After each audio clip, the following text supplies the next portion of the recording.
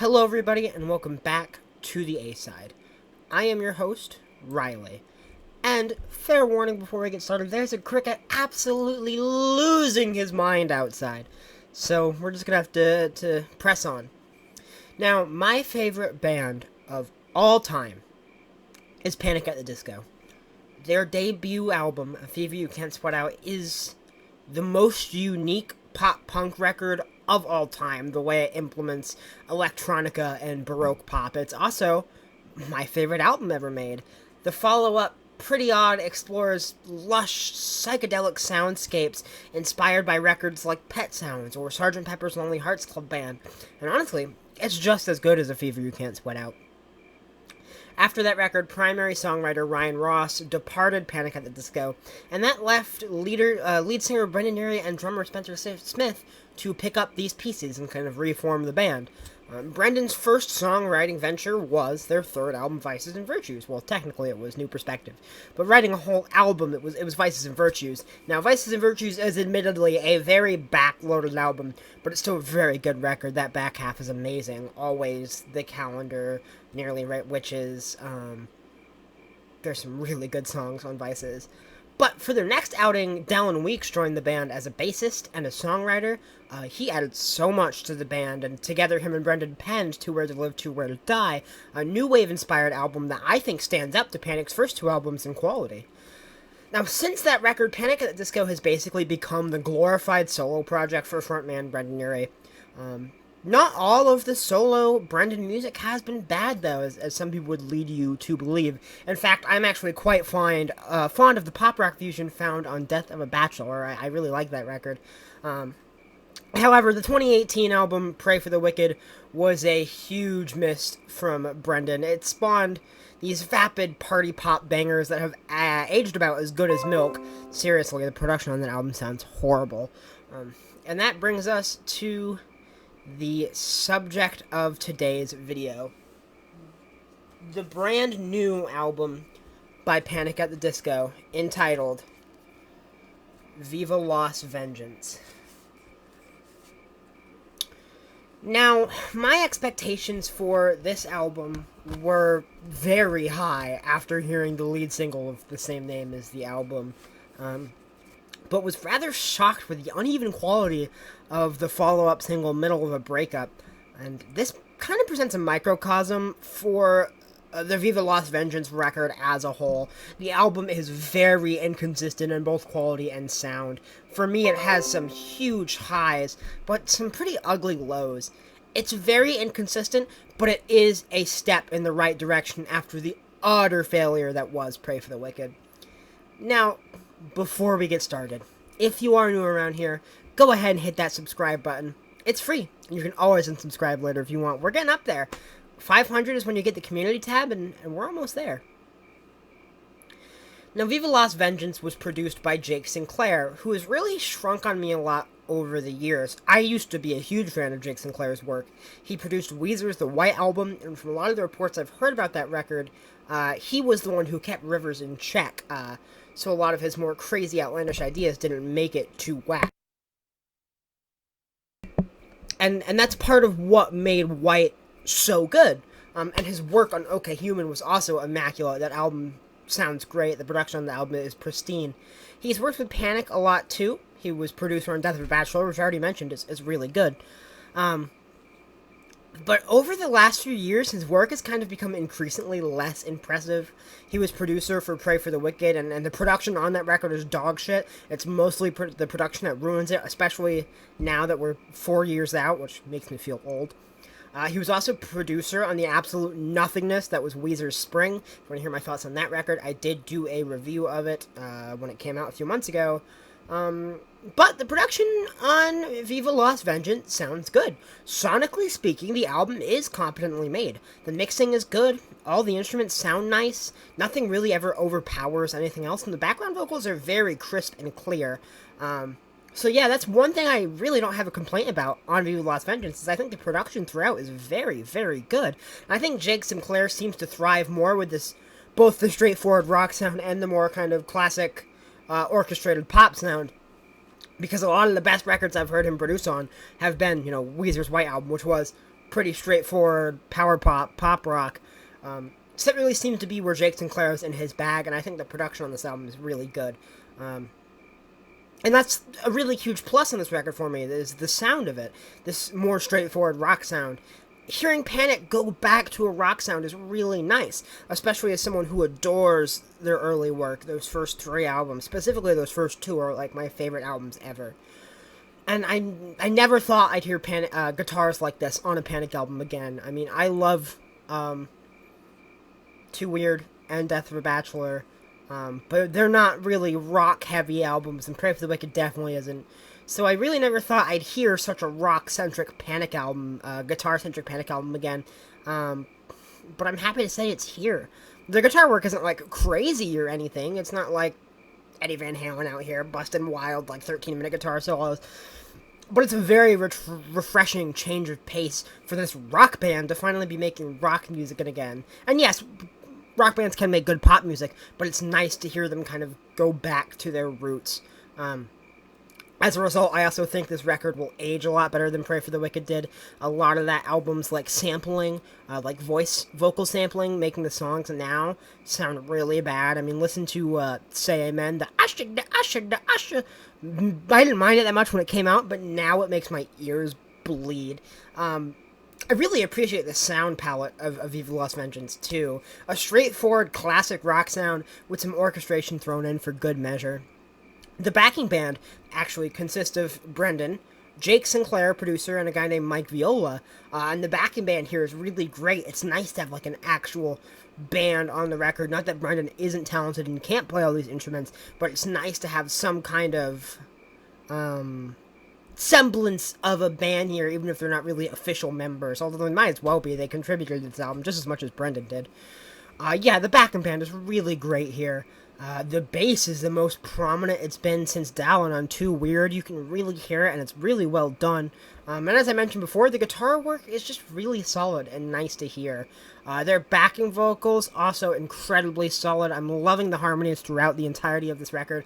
I'm a big sucker for harmonies, as we'll see, and there are a lot of vocal harmonies on this album, and they all sound spectacular, even on the songs I'm not a fan of.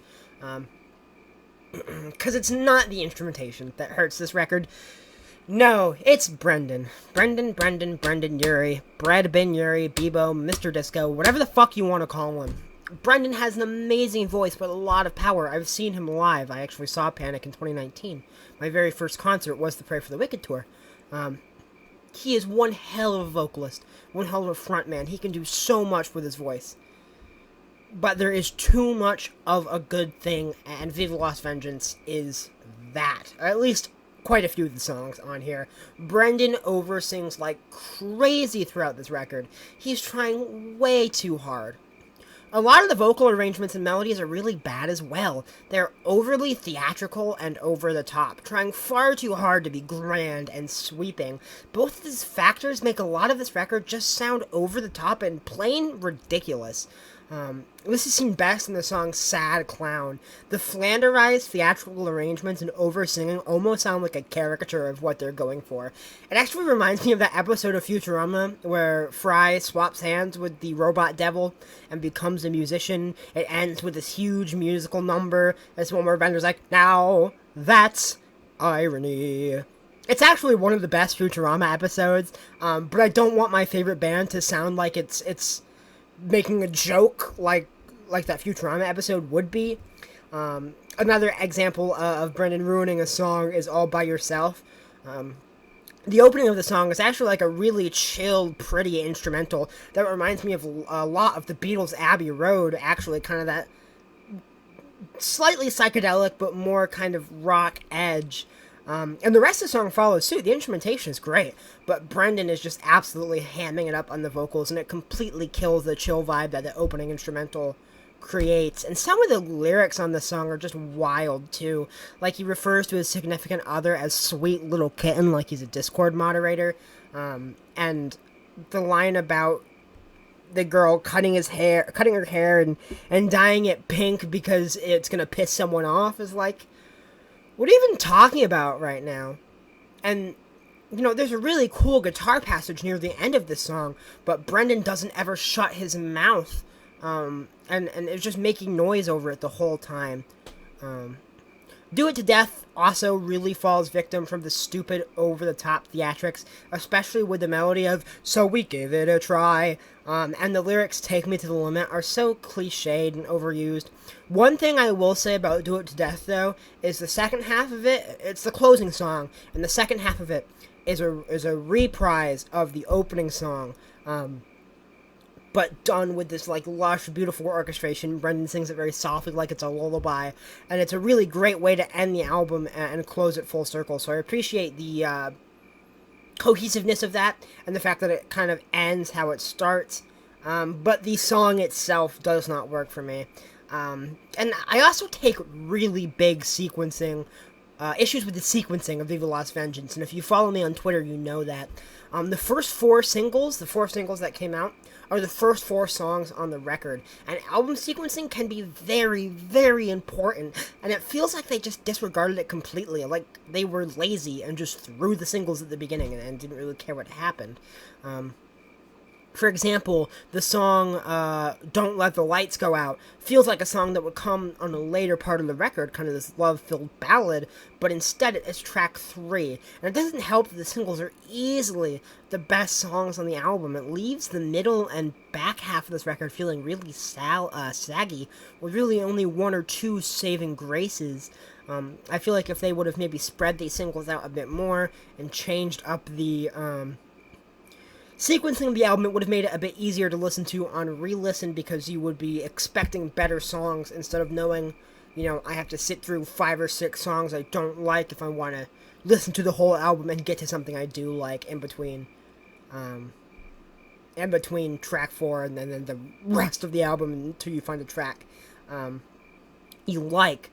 Now, interestingly enough, Viva Las Vengeance was apparently recorded on all analog tape machines, and as a result, the sound is inspired by various eras of classic rock. I mean, doing that, it was probably honestly a Jake Sinclair idea. Doing that would mean Brendan would have to do a straightforward rock album. I'm not saying for sure that was Jake Sinclair's idea, but knowing what I know about what he did on the White Album, that seems like something he would have done here. He knows the fans would want a more straightforward rock album. And yeah, it's inspired by various eras of classic rock, mainly the 60s and 70s, but there's some 80s thrown in there for good measure as well. And I think when Viva Las Vengeance leans into the kind of 60s pop sound, it really nails it. Like, the best songs on the record have the 60s influence. Don't Let the Light Go Out is a beautiful love song ballad that is obviously inspired by early Beach Boys ballads like Your Summer Dream, Please Let Me Wonder, The Warmth of the Sun. It has such a beautiful and warm sound to it. The opening guitar solo sounds so romantic. The melodies, along with Brendan's vocal performance, is filled with such a longing. The passion and emotion is ramped up even more on the chorus as Brendan belts out his heart. He manages to use the power in his voice without over-singing like he does in other songs. It's the perfect amount of showmanship and really conveys these feelings of like a deep love. The song's drumming also takes cues from Be My Baby. Do, do, do, do, do, do. And it gives it this kind of classic romantic charm that Be My Baby has. And a lot of songs use that to kind of emulate that song, and it works most of the time. So many artists have done it over the years. The Jesus and Mary Chain, Girls, even the Beach Boys, Ryan Ross's band, the Young Vanes, Paramore. They've all done it, and it's worked every time. It's so iconic, the do, and brings you straight to a certain feeling and certain sound that automatically gives you this classic romantic charm I'm talking about. The Beach Boys-esque harmonies add even more warmth and beauty to the song. The horns near the end sound like they're ripped straight off of Pretty Odd, and the song even uses a bass clarinet. I used to play the bass clarinet, so I really appreciate that, and unlike Count Mask Replica, it doesn't sound like dog shit, so I'm a big fan. And some of the lyrics are great on this song, too. I find Stare at a Wall that's told 1,000 tragedies, holding a hand that's loved every part of me, to be so incredibly sweet. Don't want to live if the thought of loving you is dead is a lyric that really brings across the true intensity of the feelings that Brendan has for this girl. The record, Viva Las Vengeance, follows his exploits growing up in Las Vegas, and I'd like to think perhaps Don't Let the Light Go Out tells the story of Brendan's first real love coming to an end as he tries to save this fleeting relationship, begging this girl not to let the lights go out. And there are going to be plenty of people that criticize the line, "You're the only one that knows how to operate my heavy machinery," simply because it's Brendan Urie. But let's not pretend for a second that that's not a line Pete Wentz wouldn't write. And if he did write that line, you would all be jizzing yourself over it. So I don't want to hear it. I love that line. Not only is Don't Let the Light Go Out the most beautiful song sonically on Viva Las Vengeance, but probably the most emotional and genuine sounding song on the record. It's easily one of the highlights, probably my second favorite on the record. Something About Maggie is also very inspired by the Beach Boys. However, this time it's more akin to the experimental Pet Sounds era of the band. The bouncy piano that the song is built around and the psychedelic harmonies really bring that 60s vibe to life. The sunny classical pop melodies put a huge smile on my face. Much like Pet Sounds and Pretty Odd, Something About Maggie comes complete with its own orchestra. It includes strings, harpsichords, organs, trumpets, saxophones, and various other wind instruments. Brass, woodwind, various others on the track. I especially love when the piano and the guitar take a dip on the verses with the doo-doo-doo. This pocket symphony is a huge highlight in a kind of lackluster second half of the record. Also, heavily inspired by the 60s, is the title track, Viva Las Vengeance.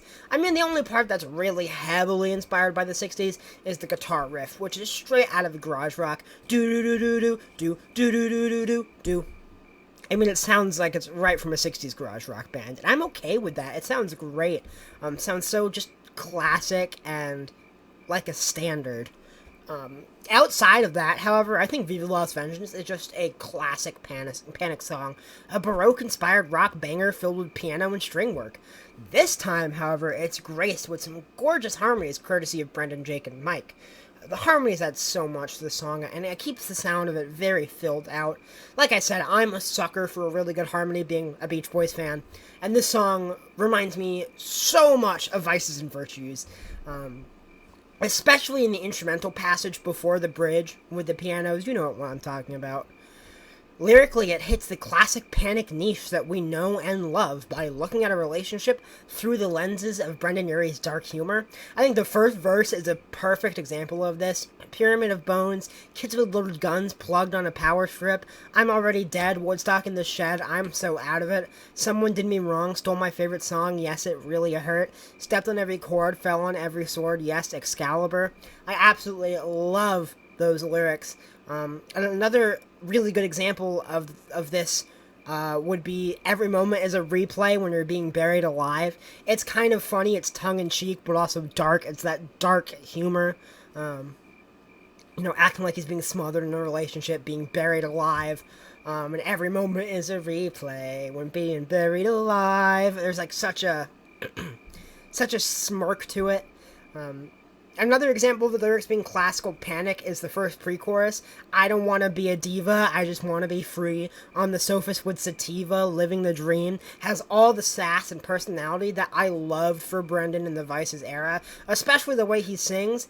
I don't want to be a diva. Is so, filled with the personality I've come to love from earlier Brendan. Don't even get me started on the absolutely explosive chorus. Every time I hear it, I imagine Brendan at a piano, playing while smiling and singing his heart out. Sang the snarky and very memorable line, "Shut up and go to bed," she said. Viva Las Vengeance. The song is made even better by a fake-out slowdown just to explode seconds later to the dynamic peak of the song. Viva Las Vengeance is not only my favorite song on the record that bears its name, but at the moment, my favorite song of the year. No joke, I think this is one of the best songs of the solo Brendan Panic era. I love Death of a Bachelor, but Viva Las Vengeance has all of the elements, both sonic and lyrical, that make Panic at the Disco my favorite band.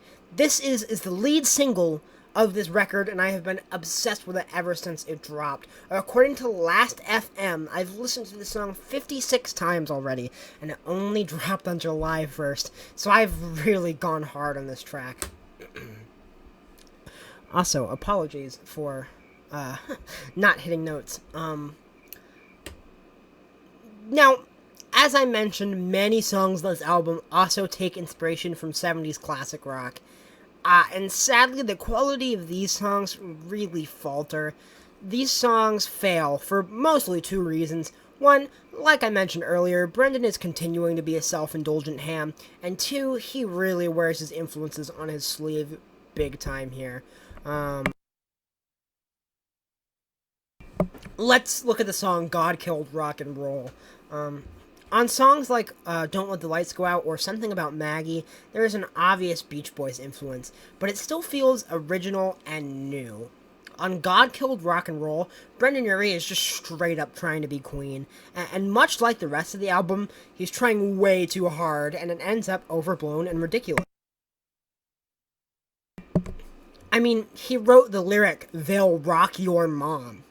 He tries to make Bohemian Rhapsody 2 with this song, and instead it comes off as a very cheap imitation. The other 70s inspired song I dislike is Star Spangled Banger. The 80s influence kind of creeps into this song as well. The chorus is this big arena rock chant reminiscent of I Love Rock and Roll by Joan Jett and the Blackhearts. I can't stand that song, and I can't stand this song.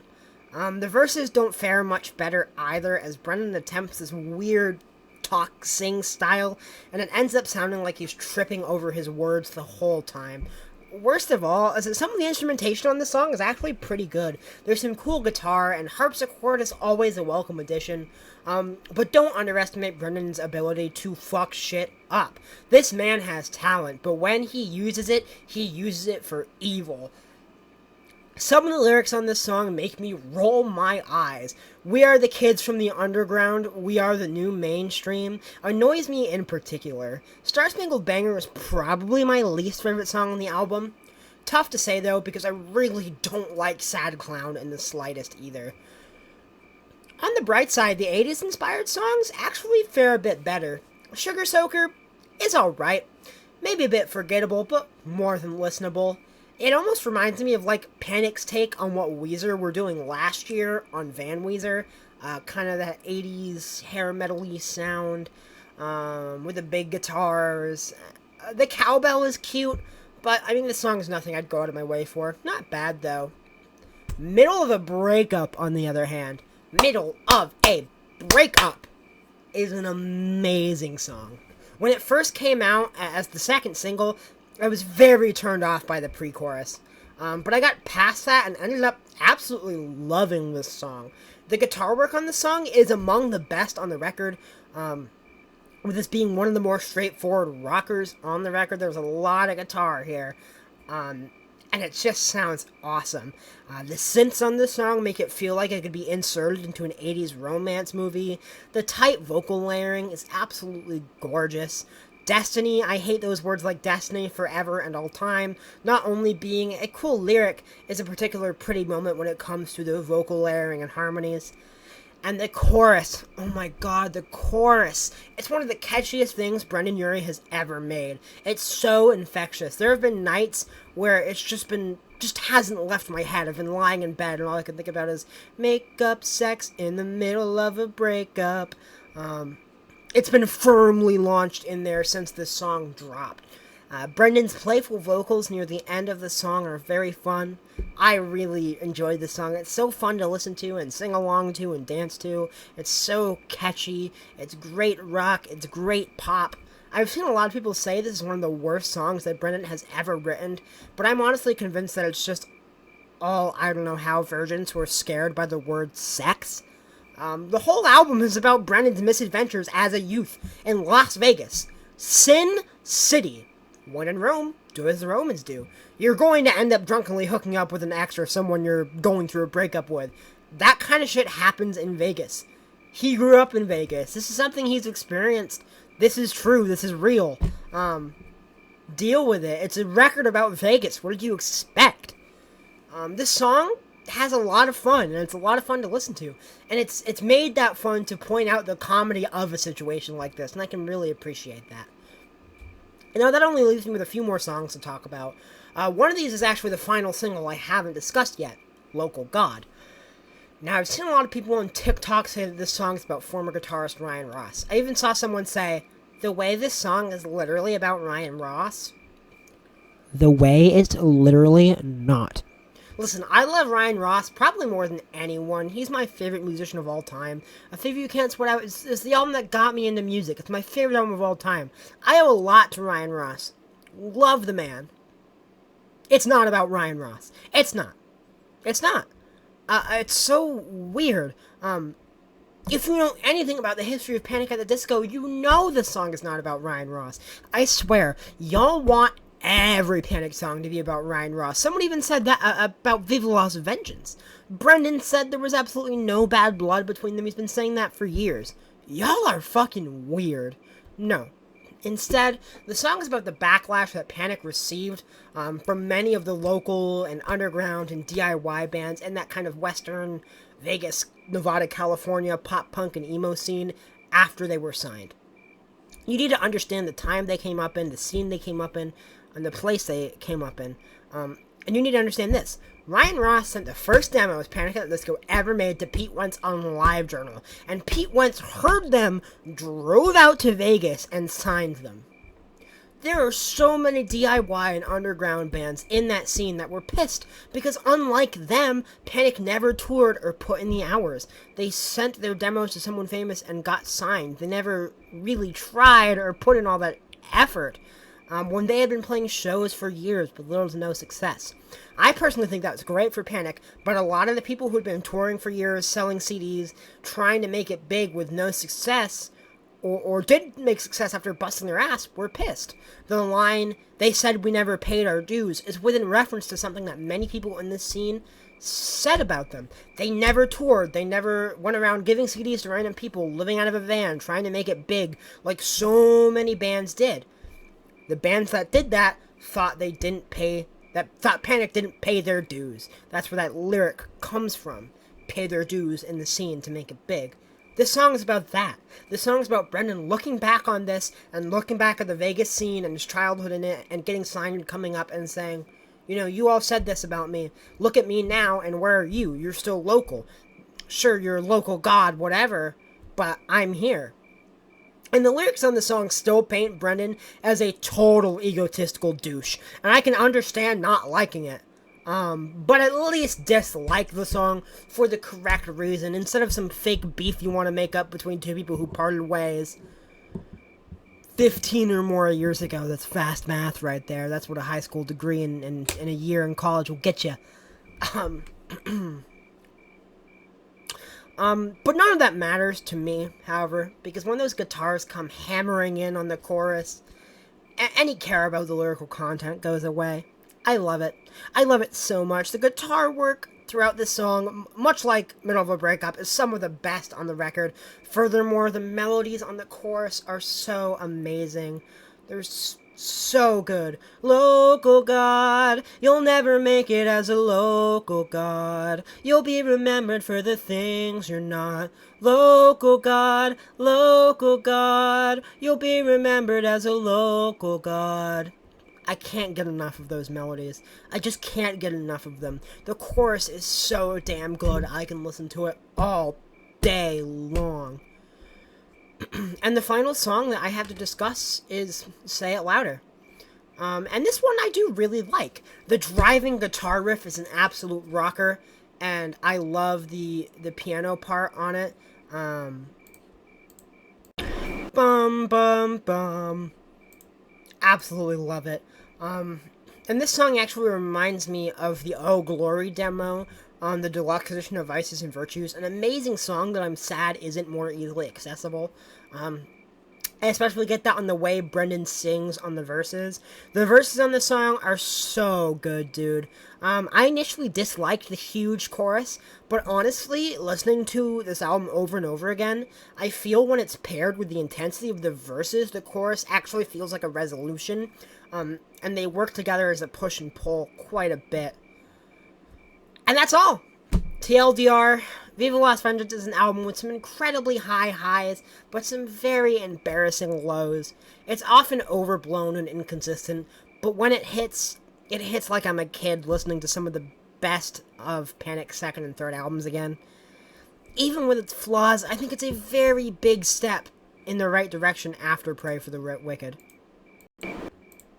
I was originally going to give Viva Las Vengeance a 6+, but to piss off Brendan Antes, and because the title track is so good, I'm going to give Viva Las Vengeance a 7- out of 10.